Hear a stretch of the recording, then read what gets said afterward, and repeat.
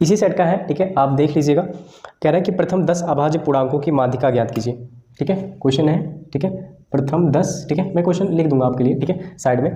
प्रथम 10 अभाज्य पूर्णांकों की माध्यिका ज्ञात कीजिए। तो प्रथम पहली जो 10 अभाज्य संख्या है वो कौन कौन सी है? तो पहली अभाज्य संख्या है 2, दूसरी कौन सी है? 3। अभाज्य संख्या क्या हो? जो किसी से न कटे, सिर्फ और सिर्फ खुद से कटे या फिर 1 से, ठीक है। 2 हो गए, 3 हो गए, फिर कौन सा है? 5, फिर 5, ठीक है, फिर कौन सा है? 7, फिर है हमारा, ठीक है, 11, फिर कौन सा है? 13, फिर कौन सा? ये 15, फिर 17, ठीक है। देन कौन सा? 19, फिर ये है हमारा 23, ठीक है। फिर कौन सा आ जाएगा हमारा, ठीक है, 23, 24, 25, 6, 7, 29, ठीक है। कितने हो गए? 1 2 3 4 5 6 7 8 9 10, 3 3 6 3 9 10, 10 हो गए ना। पहले हमने बोला था प्रथम 10 अभाज्य संख्या, तो हमने लिख ली पहली प्रथम 10 अभाज्य संख्या है हमारे पास, इतनी हो गई। अब हमें इसकी क्या निकालनी है? माध्यिका निकालनी है, ठीक है। तो माध्यिका का एक फार्मूला होता है, अगर संख्याएं सम है, ठीक है, यदि आंकड़ों की जो संख्या है वो कैसी है? संख्या कैसी है? सम है। तो फार्मूला कौन सा लगाते थे हम लोग? फार्मूला लगाते थे माध्यिका का, ठीक है। माध्यिका का फार्मूला लगाते थे बराबर n/2वां पद, n/2वां पद, ठीक है, प्लस n/2 प्लस 1वां पद, ठीक है, 1वां पद बटे क्या? 2, ठीक है। ये माध्यिका का फार्मूला होता है। अगर संख्या क्या है? आंकड़ों की 10 है तो 10 क्या है? सम है ना, ठीक है। तो जब आंकड़ों की संख्या सम होती है तो ये फार्मूला प्रयोग करते हैं। तो n का मान कितना है? 10, 10 बटे 2 करेंगे, 10 बटे 2 कितना आएगा? 5, मतलब 5वां पद है, ठीक है। तो हम यहाँ पे लिख देते हैं 5वां पद प्लस n/2 करेंगे, 5 आएगा, 5 और 1 मिलकर 6वां पद, ठीक है, 6वां पद डिवाइडिंग बाई 2। तो यहाँ से देख लीजिए 1 2 3 4 5, 5वां पद कौन सा है? 1 2 3 4 5 मतलब 11, और 6वां पद कौन सा है? 13। नीचे 2 करेंगे, ठीक है, तो ये आ जाएगा कितना, ठीक है, 4 24 डिवाइडिंग बाई 2, 2 से आप डिवाइड कराएंगे, कितना आ जाएगा? 12। मतलब 10 पहले 10 अभाज्य संख्याओं की जो माध्यिका होने वाली वो कितनी है? 12 है, ठीक है। इस तरीके से ये क्वेश्चन हो गया, ठीक है। नेक्स्ट क्वेश्चन लेते हैं हम। अगला क्वेश्चन है हमारे पास, ठीक है। एक ऐसे चित्र दिया हुआ है, ठीक है, आप पहले चित्र को देखिए ध्यान से। कुछ यूं ऐसे चित्र दिया हुआ है,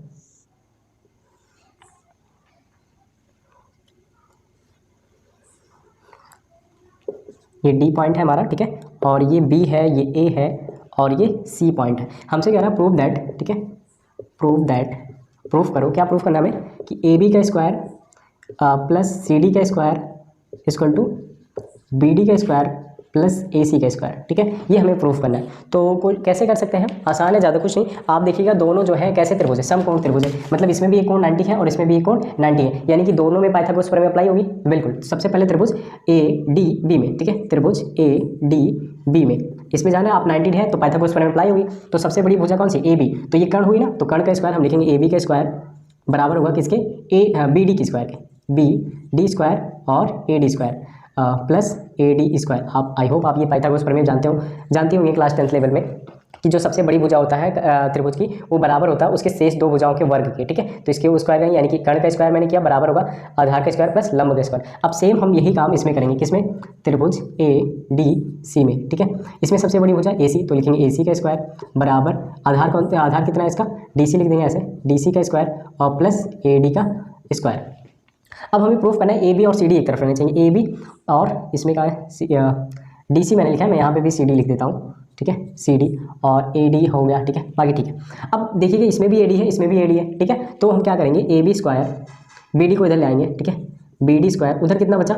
ए डी स्क्वायर, सेम यही काम इसमें भी, ए सी स्क्वायर, सी डी को आप इधर ले जाए तो माइनस सी डी स्क्वायर, उधर कितना बचा? A D square. अब समीकरण 1 और इसको समीकरण 2।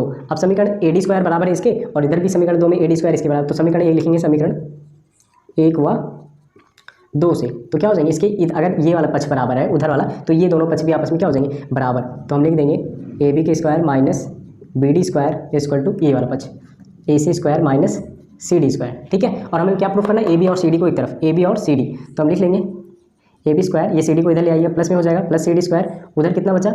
ए सी स्क्वायर, और ये माइनस बी डी उधर जाएगा प्लस बी डी स्क्वायर, ठीक है। यही हमें प्रूफ भी करना था, ठीक है, तो हमने ये कर दिया, ठीक है। हम चाहे बी डी को पहले लिखें चाहे ए सी को बाद में, यहाँ पे मैंने ए सी को पहले बी डी को बाद में, कोई दिक्कत नहीं है, आप कह सकते हैं, ठीक है। तो ये हमारा क्या हो गया? प्रूव्ड हो गया। इस तरीके से हम क्वेश्चन को क्या कर सकते हैं? प्रूव करते हैं। ज़्यादा आसान है, बहुत ही आसान क्वेश्चन है, सिर्फ पाइथागोरस थ्योरम लगानी है। देन जो उभयनिष्ठ है उसको एक तरफ, इसमें ए डी देखिए, ए डी दोनों में कॉमन था, मैंने एक तरफ कर लिया और बाकी इधर वाली चीज़ें इधर है, फिर दोनों को बराबर रखा, जैसे प्रूफ करना था मैंने उसी हिसाब से उनको अरेंज कर दिया। ठीक है, तो इस तरीके से क्वेश्चन हो गया। नेक्स्ट क्वेश्चन देखते हैं। ठीक है, क्या है दिया है, यदि, ठीक है, यदि tan A equal to cot B, कितना cot B, तो सिद्ध करना है कि A plus B equal to कितना 90, इसको हमें प्रूफ करना है। ठीक है, प्रूफ करना, ये मैंने क्वेश्चन करवा रखा है। ठीक है, अगर आपने देखा कोई नहीं, फिर से बात करते हैं। यहाँ पे हम tan को cot में चेंज कर देंगे या फिर cot को किस में, tan में। ठीक है, तो मैंने उस वाले वीडियो में, ठीक है, tan को चेंज किया था, इसमें मैं cot को चेंज कर देता हूँ। देखिए आप, ठीक है, tan A इक्वल टू, हम इसको क्या लिख सकते हैं, cot को हम किस में चेंज करते हैं, किस में चेंज करते हैं, tan में। ठीक है, तो हम इसको लिख सकते हैं tan कितना 90 माइनस ए, सॉरी b है तो b लिखेंगे, क्योंकि ये फार्मूला होता है यार। ठीक है, हमें पता है tan 90 माइनस थीटा क्या होता है, cot थीटा। ये कैसे हमें पता होता है, क्योंकि हमने जानता अगर 90 होगा तो चेंज होगा, तो 90 था तो चेंज होगा, और tan किस में चेंज होता है, cot में, तो यही आ जाएगा cot b। मतलब cot b को हम इस तरीके से भी लिख सकते हैं। अब इधर भी tan है, इधर भी tan है, दोनों हट जाएंगे, काटते नहीं है, tan a से tan a हट गया। ठीक है, tan से tan हट गया, बचेगा a equal to 90 minus B. ठीक है, a equal to 90 minus a, तो b बचेगा, b को इधर ले आइए, तो a plus B equal to 90। हमें यही प्रूफ करना था, हमने कर दिया प्रूफ, एक लाइन का आंसर था। ठीक है, प्रूव्ड हो गया हमारा। चलिए आगे क्वेश्चन देखते हैं। अगला क्वेश्चन इंपॉर्टेंट है, ध्यान से देखिएगा। क्वेश्चन है 6 मीटर लंबाई वाले, ठीक है, 6 मीटर लंबाई वाले एक ऊर्ध्वाधर स्तंभ की, मतलब 6 मीटर लंबाई वाले, इसका मतलब क्या है, एक ऊर्ध्वाधर ऐसे सीधा स्तंभ है। ठीक है, ये क्या है, स्तंभ है, और कितने मीटर लंबा है, 6 मीटर, 6 मीटर स्तंभ की लंबाई है, और इसकी जो छाया बन रही है, ठीक है, कह रहा है कि भूमि से छाया की लंबाई 4 मीटर है। तो जो लंबाई ये छाया बन रही है यहाँ से यहाँ तक, ठीक है, जो छाया की लंबाई है वो कितनी है, 4 मीटर, 4 मीटर है।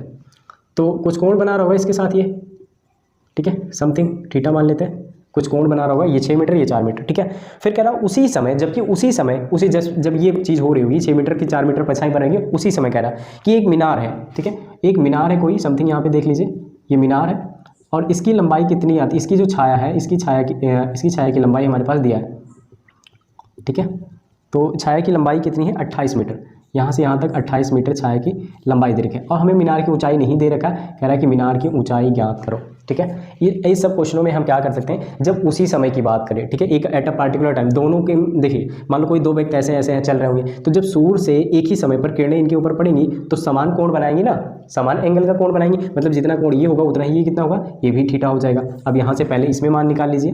ठीक है, तो ये लंब हो गया, ये आधार हो गया, तो ऐसे करिए, tan होता है लंब और आधार, तो tan थीटा बराबर लंब, लंब कितना है 6, लंब बटे आधार, आधार कितना है 4, tan यहाँ से काट दीजिए इसको, तो हमारा tan थीटा बराबर निकल के आ जाएगा, 2 से काटिए, 2 3 6, 2 दूना 4, तो ये आ जाएगा 3/2। इस तरीके से हमारा क्या हो जाएगा, आ जाएगा। अब यहाँ पे देखिए, यहाँ पे भी सेम वही काम, tan थीटा बराबर लंब, लंब कितना है h, आधार, लंब बटे आधार, आधार कितना है 28, तो tan थीटा का मान यहाँ से रख दीजिए। ठीक है, लिख दिया, समीकरण 1 में लिखेंगे, समीकरण 1 से। ठीक है, tan थीटा का मान रखिए, tan थीटा के स्थान पे कितना 3/4, तो यहाँ पे लीजिए 3/4, उधर कितना बचा h/8। ठीक है, h/8, तिरछा गुणा करा दिए। ठीक है, यहाँ tan थीटा के स्थान पे 3/4 रखना है, 3/2 रखना है। ठीक है, तो तिरछा गुणा कराएंगे इसको, तो h से 2 में कराएंगे तो 2h आ जाएगा, उधर 28 से 3 में कराएंगे हम लोग, 28 × 3, तो h बराबर कितना आ जाएगा 28 × 3/2। अब 2 से 28 को काट दीजिए, 2 × 2, 2 से 28 को काटेंगे 14 आ जाएगा। ठीक है, तो गुणा करा दिए, 14 का 3, 14 × 28, 14 42। ठीक है, तो ये आ जाएगा 42 मीटर। तो मीनार कितनी मीटर ऊंची होगी, 42 मीटर ऊंची मीनार होगी। ठीक है, ये क्वेश्चन था। जब भी ऐसा क्वेश्चन दिया रहे तो अगर एक ही समय पे दिया रहे तो मान लीजिए, तो अगर इसका मान लीजिए तो कोण दिया रहता, ये ना दिया रहता, सिर्फ कोण दिया रहता, मान लो 30 अंश है, तो समझ लो कि मीनार का भी कोण 30 अंश है उसी समय। ठीक है, इस तरीके से क्वेश्चन पूछे जा सकते हैं। अगला लेते हैं क्वेश्चन, ध्यान से देखिएगा। ऐसे दो क्रमागत विषम धनात्मक पूर्णांक ज्ञात कीजिए। पहले तो बात हम कर लेते हैं क्रमागत पूर्णांकों की। ठीक है, क्रमागत पूर्णांक क्या होते हैं, जो एक के बाद एक आए। ठीक है, जैसे 2 है, 2 के बाद क्या आता है 3 आता है। ठीक है, 4 के बाद क्या आता है 5, ये क्रमागत पूर्णांक हो गए। तो लेकिन विषम क्या होंगे, ठीक है, तो विषम पूर्णांक क्या होंगे, जैसे 2 है, 2 के बाद ठीक है विषम, ठीक है, पहले 3 है विषम, 3 के बाद कौन सा विषम आएगा, अगला वाला 5 आएगा, 5 के बाद कौन सा आएगा 7 आएगा। ठीक है, तो ये हो गया विषम। तो हमें ऐसे ही मान लेंगे कि माना हमसे कह रहा है कि 2 क्रमागत, तो मान लेंगे पूर्णांक। ठीक है, माना, ठीक है, मैंने लिखा है माना पहला पूर्णांक। ठीक है, पहला पूर्णांक कितना मान लेते हैं हम, x मान लेते हैं। तो दूसरा कितना आएगा, दूसरा कितना होगा, तो दूसरा क्या होगा, दूसरा होगा x+2 होगा। बिल्कुल सही है। सपोज जैसे मैंने x के स्थान पे 7 माना। ठीक है, मैंने क्या लिया 7 लिया, तो दूसरा कितना हो जाएगा, 7 में 2 जोड़ो कितना आ जाएगा 9। बिल्कुल सही है। ठीक है, कुछ भी मान लो आप x के स्थान पे, लेकिन दिशा में ही मानना है। ठीक है, तो मैंने मान लिया 11, तो दूसरा कितना होगा 13 आ जाएगा। ठीक है, तो इस तरीके से मान, अब आप इसमें मान लीजिए अगर यहाँ पे 1 लिखते तो मान लो इसको मैंने 11 माना था, तो यहाँ पे 11 और 1 लिखते तो यहाँ पे 12 हो जाता, जो कि अभिसम नहीं है। ठीक है, इस तरीके से आपको मानना है कि पहला पूर्णांक कितना है x, दूसरा कितना होगा x+2 होगा, फिर उसके बाद कौन सा होगा x+, अगर तीसरा पूछना होगा, 3 पूछे होते तो अगला कौन सा हो जाता है x+4 हो जाता। ठीक है, चलिए क्वेश्चन सॉल्व करते हैं। कह रहा पूर्णांक ज्ञात है जिसके वर्गों का योगफल कितना है 290 है, तो इनके वर्गों का योगफल मतलब पहले अकॉर्डिंग टू क्वेश्चन, प्रश्न के अनुसार। ठीक है, प्रश्न क्या कह रहा है, इनके वर्ग का योग मतलब x का भी स्क्वायर कीजिए, वर्ग कीजिए, और इसका भी स्क्वायर कीजिए, x+2 का भी स्क्वायर कीजिए। कितना है योग 290। इसको सॉल्व कर लीजिए, x² प्लस a+b का होल स्क्वायर लगा दीजिए, a² प्लस b स्क्वायर, 2 का स्क्वायर कितना होगा 4, और +2 इंटू a, 1 इंटू b। ठीक है, 2 आ जाएगा 290। इसको सॉल्व कीजिए, x मिलकर कितने हो गए 2x², और प्लस पहले इनको सॉल्व कर लेंगे, 2 दूना 4x। ठीक है, 4x फिर बचा 4, लिखिए +4, 290 के उधर ले आइए, -290, उधर बचा 0। अब 290 में से 4 को हटा दीजिए, 2x² प्लस 4x 290 में से माइनस लगे क्योंकि ये बड़ा है, 290 में से 4 घटाएंगे कितना आ जाएगा 286, उधर कितना बचा 0। अब इसमें से कुछ कॉमन है, जी हाँ 2 कॉमन है, 2 को कॉमन ले लीजिए, बचेगा कितना x² प्लस 2x माइनस 2 × 2 2 चौक 8 2 3 6 143, उधर 0। अब 2 इधर गुणा कर रहा, इधर आएगा भाग करेगा 0, मतलब खत्म। हमारे पास आ गया x² plus 2x minus 143 equal to 0। तो ये समीकरण हो गया। ठीक है, इसको सॉल्व कर सकते हैं आप। फैक्टर किसका बनेगा 11 और 13 का फैक्टर बनेगा। ठीक है, करिए आप, कर लेना। 11 इसका जैसे कर नहीं कर पाने, चलिए मान लीजिए मैं बता दे रहा हूँ, इसको भाग करिए पहले, मैं 11 से कर रहा हूँ। ठीक है, 11 का नम 11 कितना बचा यहाँ पे 3, जब 3 इसके पास जाएगा तो 33 हो जाएगा, तो 11 3 33, फिर 13 का नम 13, मतलब इन दोनों का गुणा कराने पर 143 आ रहा, बिल्कुल सही। क्या 13 और 11 का अंतर 2 आ रहा है बीच में, बिल्कुल सही। तो मतलब 11 और 13 फैक्टर बन जाएंगे, तो x² प्लस 13x में से कितना घटाएंगे 11x, आगे कितना है 143 इक्वल टू 0। इन दोनों में कॉमन क्या है x कॉमन है, तो बचेगा क्या x प्लस 13। इन दोनों में कॉमन क्या है -11, बचेगा कितना x माइनस माइनस हो गए प्लस, 11 से 143 में भाग रही है कितना आएगा 13 आ जाएगा। ठीक है, इक्वल टू 0। दोनों में कॉमन क्या है x प्लस 13, बचेगा कितना x माइनस 11 इक्वल टू 0। अब क्या करना हमें 0 के बराबर रखना। अगर आप देखें यहाँ मैं करता हूँ, ठीक है, x प्लस 13 इक्वल टू 0, तो x बराबर -13, जो कि सही नहीं है। क्यों, क्योंकि -13 आएगा नहीं, क्योंकि पूर्णांक कह रहा है। ठीक है, माइनस हम लेंगे नहीं, तो यहाँ पे लिखते हैं x माइनस 11 इक्वल टू 0, तो x बराबर 11, मतलब ये हमारा सही है। तो अगर एक 11 होगा तो दूसरा कौन सा होगा, 11 के बाद 12 तो होगा नहीं क्योंकि विषम नहीं है, 12 के बाद 13, तो दूसरा कौन सा होगा x बराबर 11 और दूसरा 13। ठीक है, जिसको हम लोगों ने पहले ही देख लिया था। ठीक है, तो ये फैक्टर हमारे हो जाएंगे। मैं आपको 1 मिनट बताना चाहूँगा, हमारा पेपर जैसे है नज़दीक आता जा रहा है काफ़ी।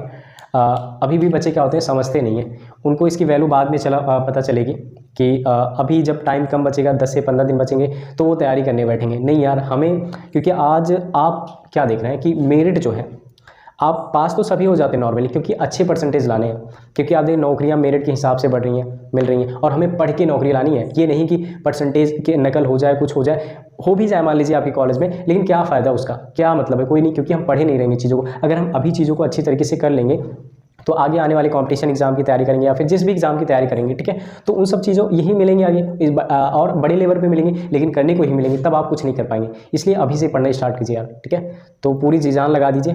नेक्स्ट 45 डेज बचे हैं आपके पास। इन 45 दिनों में ऐसा मान लीजिए कि हमारे आसपास कुछ है ही नहीं। अगर आपने अभी भी देर नहीं हुई, अभी भी आप जाग जाइए तो काम हो जाएगा।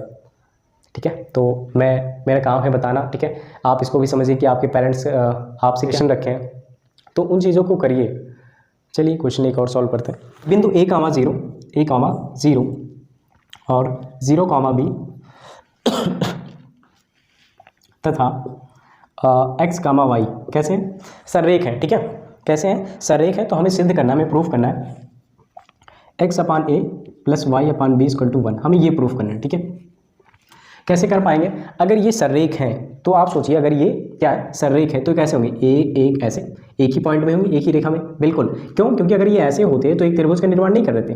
ठीक है, क्योंकि हमें पता है अगर सररेख होते हैं तो त्रिभुज का फार्मूले में उसका कितना, अगर ये एक सररेख है तो कंफर्म है कि इसका मान, अगर हम इसमें त्रिभुज वाला फार्मूला अप्लाई कराएंगे तो इसका मान कितना आएगा 0 आएगा। तो हम यही काम करने वाले हैं। ठीक है, हमारे पास कैपिटल ए मान लेते इसको, यहाँ पे B पॉइंट है, यहाँ पे C पॉइंट है।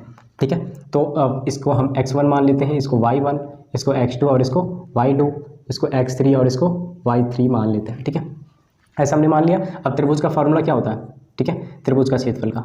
ठीक है, क्या होता है 1/2, ठीक है, फिर x1 देन इसके बाद y2 माइनस y3, फिर plus x2 y3 minus y1, फिर plus x3 y1 minus y2। ठीक है, ये फार्मूला होता है, हमें ये प्रूफ करना है, हम इसको मिटा दे रहे हैं अभी के लिए।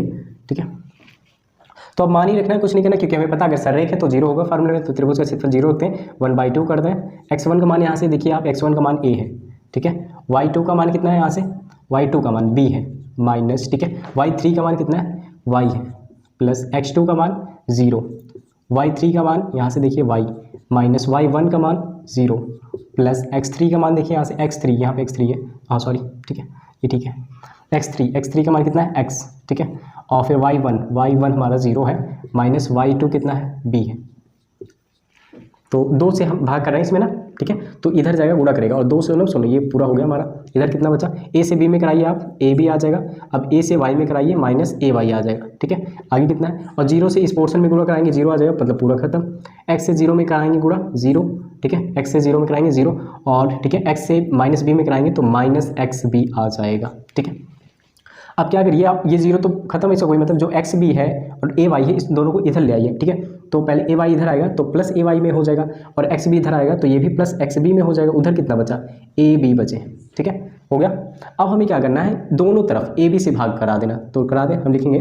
ठीक है, हम इसको लिखेंगे, एक मिनट, हम इसको लिखेंगे ए बी से दोनों